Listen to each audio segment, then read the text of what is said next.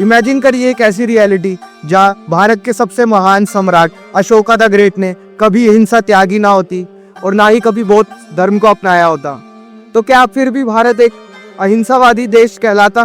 क्या मौर्य साम्राज्य ज्यादा देर तक टिक पाता? Welcome back to What If. आज हम इस वीडियो में इसी बारे में बात करेंगे। 261 बीसी के आसपास कलिंग युद्ध समाप्ति हुआ था। पूरा युद्ध का मैदान खून से लथपथ था। 1 लाख से अधिक लोग मारे गए थे और लाखों लोग मानो युद्ध में धूल बनकर गायब हो गए थे। मौर्य साम्राज्य का सबसे शक्तिशाली शासक अशोका द ग्रेट इस नरसंहार के बीच खड़े होके ये सब देख रहे थे, जिससे उसे बहुत बड़ा मानसिक धक्का लगा, जिसकी वजह से उसने कसम खाई कि वो अब हिंसा त्याग के शांति के रास्ते पर चलेंगे। लेकिन क्या होता अगर बुद्धिज्म की ओर मुड़ने की बजाय वह एक क्रूर राजा बने रहते?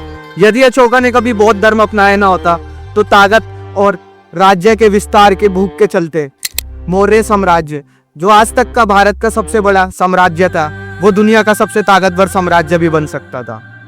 शायद उसकी सीमाएं दक्षिण पूर्व एशिया से लेके मिस्र तक भी फैल सकती थी।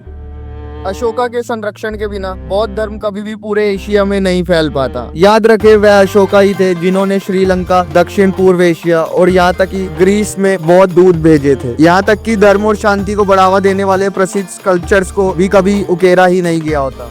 अशोका की सबसे बड़ी विरासतों में से एक उनका प्रशासनिक सुधार था। उन्होंने उस जमाने में वेलफेयर सिस्टम्स की स्थापना की थी और सड़कें बनवाई थी। यहाँ तक कि एक नए न्याय सिस्टम को भी इंट्रोड्यूस किया था, जो उस जमाने के लिए बहुत बड़ी बात थी। अगर वे युद्ध और ताकत के भूखे रहते तो ये सब सुधार कभी हो ही ना पाता।